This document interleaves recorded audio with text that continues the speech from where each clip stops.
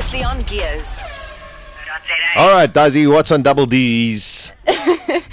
Today, my dude on Disi's Double D's loves the little white ball, hits a variety of clubs very far, and just finished second in the Telkom PGA Championship. It's Dylan Fritelli.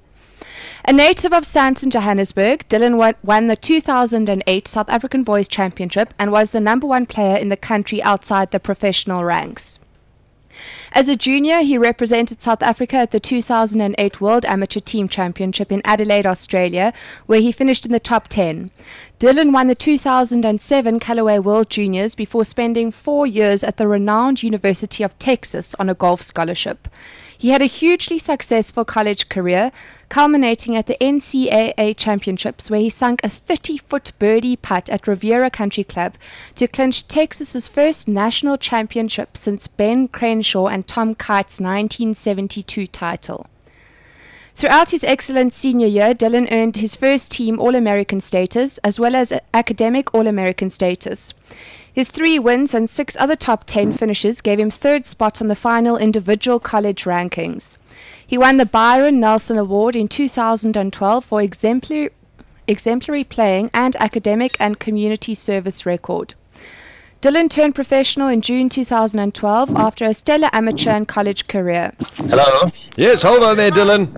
He made his professional debut at the prestigious BMW International in Cologne, Germany, where he finished an encouraging 33rd. He gained European Challenge Tour and Sunshine Tour cards for the 2013 season. He's currently 19th on the Sunshine Tour Order of Merit and 17th on the Challenge Tour Order of Merit. Today we're chatting to Dylan on Gears on Bulls Visual Radio. Hi Dylan, welcome to the show. Hey, Dylan. No, man. We could. Hey, guys, thanks for having me. How's it going, Sasha? Yes, very well. Congratulations on, well, you didn't win, but you came second in a superb performance at Joburg Country Club. Yeah, thank you very much. It was an amazing week. It could have finished a little better, but I was really stoked with the second place nonetheless. Dylan, yeah, well, firstly, congratulations from me too. Thanks. Starting off, you've had to pre-queue for a lot of the opening tournaments of the season on the Sunshine Tour. I know Mark and Jacob also had to do this a lot. Have you found the pre-queues quite tough? And do you find that the extra day of playing, both mentally and physically, it puts strain on you going into the tournament? Yeah, for sure. I mean, it's a tough situation. Most of the qualifiers have about 100 guys and there's only 10 spots. So, going into that, you got to be on your game, or else you're not going to play in the main event. So it's quite a more stressful thing than a physical strain. But yeah, it is quite a different mindset that you have to have going into that. And then if you're fortunate enough to make it, then you've got to switch that mindset to play tournament golf again. So it is something very interesting and unique. How are you enjoying the pro life so far? I mean, you have started off pretty well, so it's quite a nice way to start. Yeah, for sure. I'm enjoying it. I turned pro back in June, so I've had about 8-9 months now. And it's really something that I enjoy. I didn't anticipate it being as tough and as interesting as it has been. I thought, I've played golf over the world before, but the professional game is really something different. But I'm enjoying it, and I'm learning every week. Dylan, this result this weekend in the Telkom PGA, it must also release a lot of the financial burden of being a tour. That surely must allow you to be more of yourself going into the tournaments ahead. Yeah, for sure. I mean, it not only gives me some financial freedom, but it also moves me up the rankings. So I have a different category now on the Sunshine Tour. So as Disi said, I'll have to qualify, but I won't have to qualify anymore because of that finish. So I've moved up and won't have to worry about things like that, and obviously made a bit of money, so all is good right now. Are you moving to around 70th position on the Order of Merit now? Well, I'm 19th on the Order of Merit, but on the category list, the way we get into tournaments, I'm 75th now, as opposed to 105th. Wow. A couple of weeks ago. That makes a huge difference. What's your next tournament going forward? I think we've got the Investec.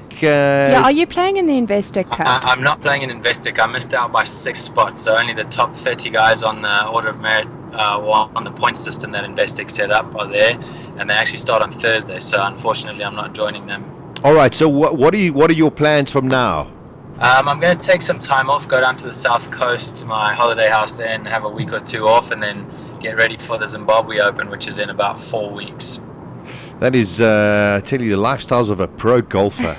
Take a few weeks off, go to the holiday house. I mean, that's terrific. Dylan, I watched quite a lot of the golf over the weekend, and while you were playing, I must just tell you that the commentators were speaking their praises of you very, very highly. So very, very well done to you, and it seems as though everyone is expecting even bigger and better things from you.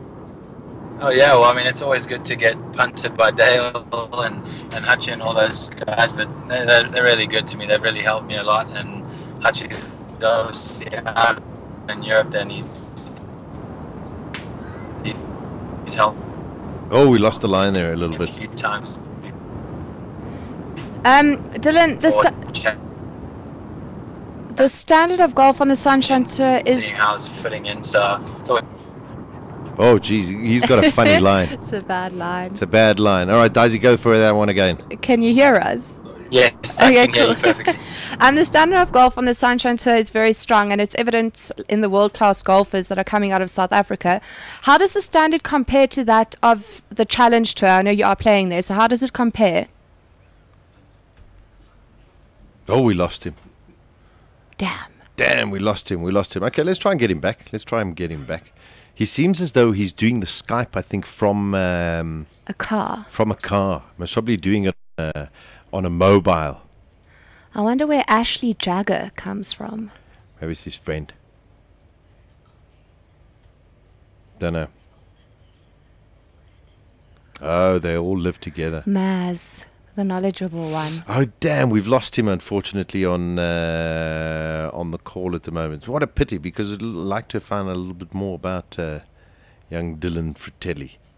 Maybe we should just call him on his cell phone number. Should we try him on his mobile? Yeah. Maybe that's a very good. You know, you're so clever, Disi. That's why in the show, because the show just makes no sense without you. Yeah, sure. Yeah. Ah, okay. Here we go. He's coming back. Hello, Dylan. Can you hear us? Hello, you there? Yeah, I'm back. Sorry, I lost you there. I'm on the 3G connection here on my iPad. So. There we go. Dylan, Disi's got a great question in terms of the different sort of tours. Yeah, how the standard compares, because you play in the Challenge Tour and Sunshine Tour, and I mean, the Sunshine Tour is really strong. How does it compare to the Challenge Tour? Oh, well, it's pretty similar. I played the Kenyan Open about 4 weeks ago, and I was expecting the Challenge to be a lot higher standard. So I would say it compares to the Sunshine Tour. I mean, especially when we have strong fields with guys like Brandon Grace and George Coetzee that come home and play. As soon as those guys play, the Sunshine Tour is as good a tour as most. I mean, maybe not as good as the PGA Tour in the States or in Europe, but probably the third or fourth best tour in the world. And you mentioned Brandon Grace. I mean, George Coetzee, Brandon Grace, they're both just flying. Is it quite inspirational for you guys? I know you are a great golfer, and as an amateur you were brilliant. But coming in as a pro now, is it quite inspiring seeing Brandon, just a local George boy, doing so well? Yeah, for sure. I mean, I played a bit of junior golf with Brandon, and I used to practice with George out in Pretoria, so I've come to know them pretty well, and to see those guys jump into the top 50 in the world and do what they've done in the last year definitely gives me something to aspire to. So they've set the bar there, and hopefully I can chase them up the world rankings. Dylan, when it comes to South African golfers, I mean, you know, you look at our Sunshine co-sanctioned European Tour. I think we've got 5 winners already. We had Thomas winning Thomas Aiken winning over the weekend as well. What do you think is in our food that is making that is giving us such brilliant South African golfers?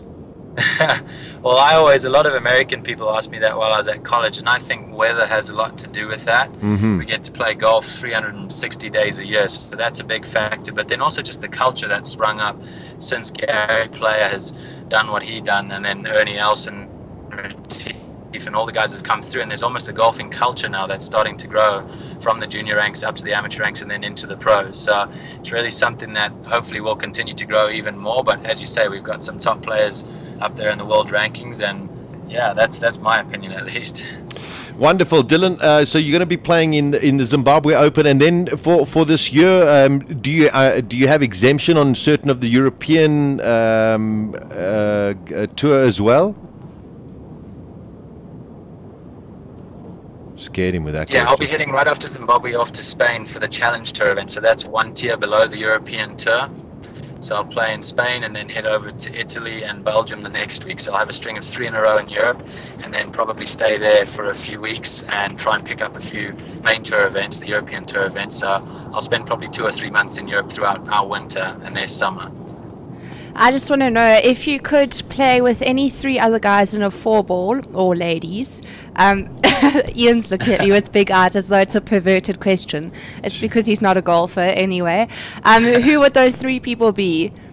For sure, Jack Nicklaus. That'd be number 1. I really admire the way that he played golf back in the day and the integrity that he had. He would definitely be one of them.